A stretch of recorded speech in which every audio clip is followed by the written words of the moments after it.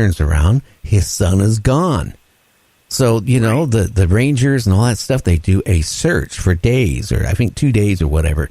There's rivers around there. There's all kinds of streams, 15 or so miles away, they find the remains of the boy on a side of a mountain. He shouldn't have been able to get there. Well, a 5-year-old boy is not going to walk 15 miles and cross rivers and streams that are, no way. Even some of the adults couldn't cross those streams without being swept down. He should have been there. Yeah. And I've read a few books by David Paulides, and it's the same scenarios over and over and over again. Yet the National Park Service doesn't want to give an accounting of this. They don't want anything known about this. Apparently, it's very aren't they a unnerving. Government? They're a government agency. Yes, they are. So, I mean, I don't know if you ever heard of Mary Joyce. She runs a UFO reporting center, Bigfoot type of reporting center out of Cashiers, North Carolina. And she claims that there is a underground military base there in North Carolina that supposedly, now she was a reporter and editor for a couple major newspapers and magazines in her past. So she's not, she's what you call a really investigative reporter, not a fake one that reads something on the internet and starts posting stuff on Facebook. Hey, Anna, she's the real deal. She dives into it. Yeah, and her website, I mean, it goes story after story after story of this type of stuff. She claims that there's an underground base there that technically, I guess, aliens supposed to be working with our military at that base. She also has had whistleblowers come to her who have top secret or above clearance.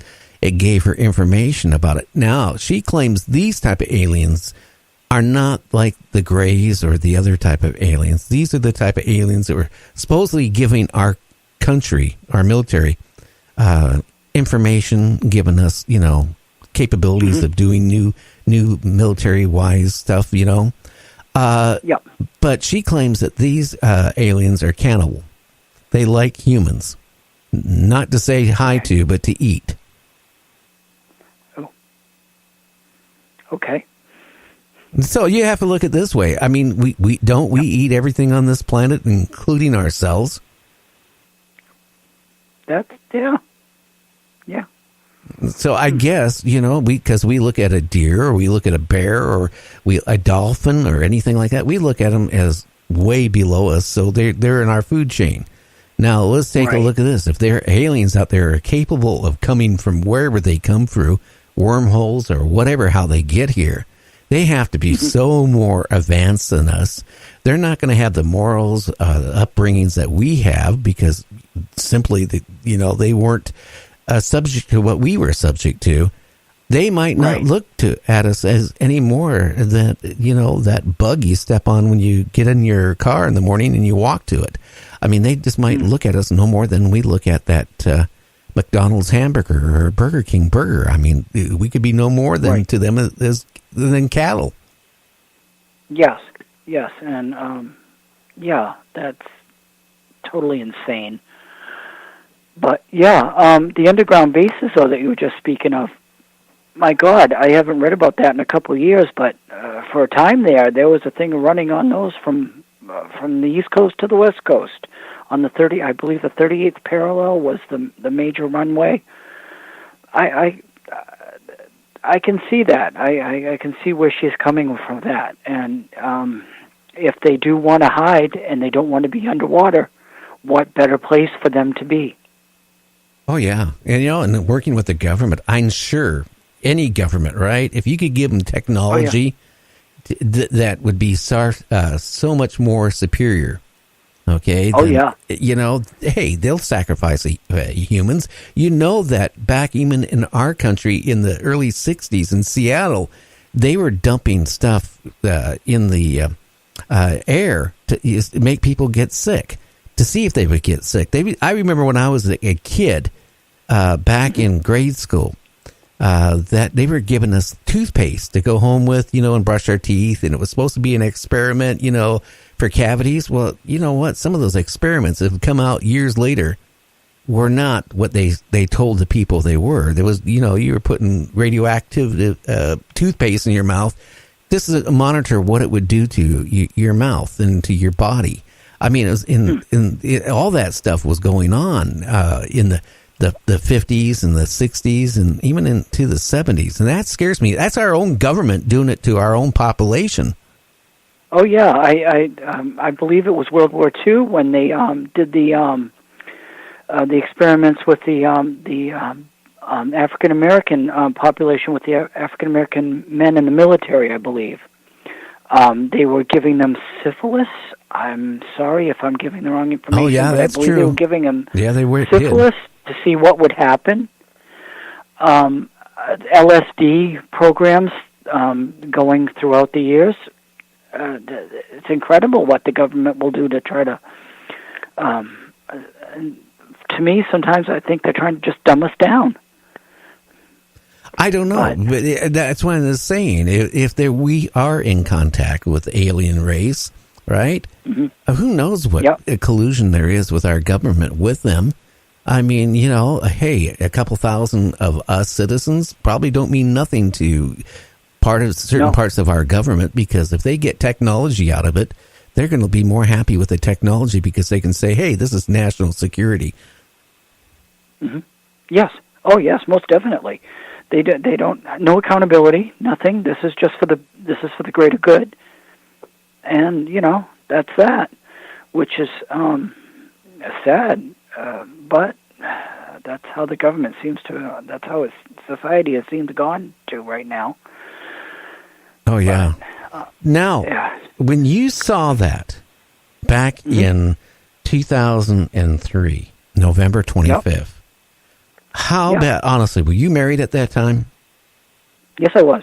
Okay, what did you do when you got off shift? What was the first thing you did? Well, I did log it down when I was on shift, so it did bother me to the point where I needed to write it down so I could keep it in mind. I went home. I did talk to my wife about it. I actually talked to my mom about it. And my parents are older parents, so I always like to get my mom's perspective on things, because she was through the Depression, and she went through World War II. She had been through a lot, so I always like my mom's perspective on things. And my mother said, there could be worlds out there. We've seen things, we've heard of things. Keep an open mind. Just look for yourself. Make sure that you go look and make sure that you've seen what you've seen. Make sure there's a rational explanation. If you can find one, that's great. If not, I believe there's something out there. Well, I think it must have did something to you, because you're still remembering it to this day. 2003. This is going on almost 2019. That's quite a few years, and it's still in your mind. Oh yeah. So whatever it did, it sticks with you, like yours does. It sticks with you because you don't know what it was. Like with you, a possible implant. I don't know if I lost time or not. I'm positive of the time frame that I'm positive for 25 to 45 seconds I was watching the white light come at me. I'm almost positive for the 10 minutes, but I'm also doing a job at the time where I need to time myself. And I'm positive I did not lose time. But to make me stand there and look at something for that amount of time, like, what the hell did I just see? Well, come on, get away from the cloud. Come on, let me see you again, and never seeing it again, and then watching for it for over 6 months, because I had to see it again.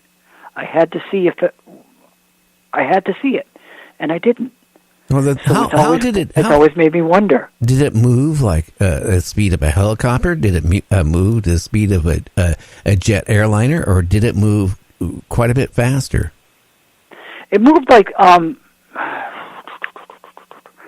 it was almost coming in for a landing, but it was coming like right towards me. This huge white light, brighter than the headlights on on the airplanes that we see at the jetport. And then all of a sudden, when I'm looking at it, it took a sharp left and just went right towards the Portland waterfront, and right towards the Eastern Promenade, and then it went into a cloud or behind a cloud, and that was the last I saw of it. But that was the fastest I've ever seen anything move, when it went from in front of me to that cloud to the left of me. That was the fastest I've ever seen anything move. Well, Mason, did you hear any sounds like of a jet engine No. or the beating noise of a helicopter? So it was quiet. It was such a quiet, beautiful night. That's scary, right Stars there. were out, everything, hardly a cloud in the sky. That's why I thought it was so unusual there was that large cloud over there.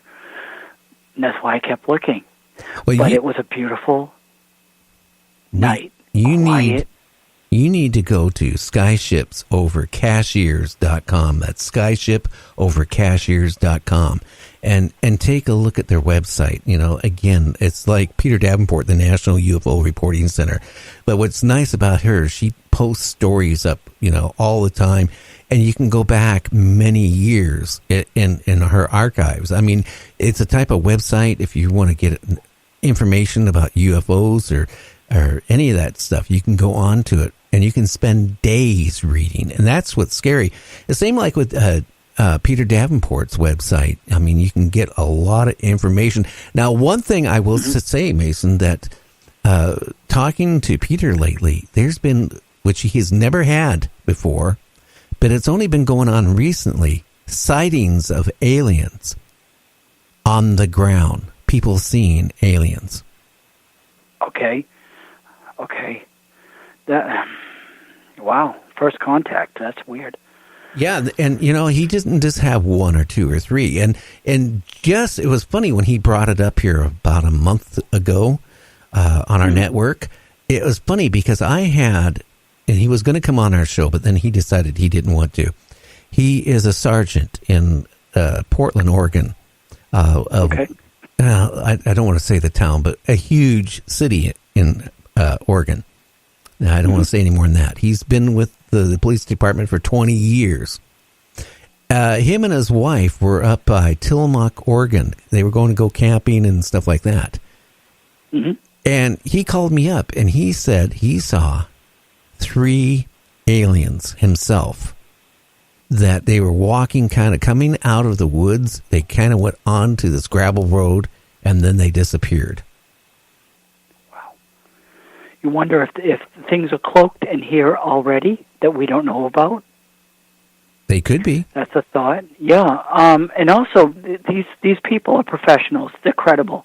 My father, a retired military, he saw a UFO. Very, very strict, very stern man, very quiet man. And when these people speak of this, you have to take notice. Your ears have to perk up. These people don't want to risk their reputations. They don't want to risk their personal lives, but they have to bring out the story too, because I believe in their heart and in their soul they know they must, so that we understand what's going on. And I believe Lonnie Zamora from Socorro, New Mexico, I believe, way back in the early 60s, he was one of the first police officers to see it, and I believe he was ridiculed at first. But I cannot ever, would want to ever question a police officer, a military person, anyone of that caliber. These people are putting everything on the line to state the facts that they saw. So this policeman that you're speaking of, I would take him at 100% credibility. Oh, yeah. In fact, he was set up to come on my show, and then about 2 weeks before he was going to come on, I get a phone call from him saying, I can't do it, because if he does it and anybody recognizes him, his voice or anything, he said, I'm out of a job. You know, he's close to retirement. And he was scared that if, you know, he'd be ridiculed. You know, he is a supervisor. And, you know, how would his people think if he's going on some national talk show and saying, hey, I saw aliens when me and my wife went camping. And that's the funny thing, again, is the magic word, camping, you know, out near the forest, out in the woods area. That's where a lot of these people gone missing. So it just makes me wonder, you know, maybe that's the good place to abduct people And maybe that might have been the agreement with the, I hate to say it, with our human government, is go to the national forest, if you want people, because people always go missing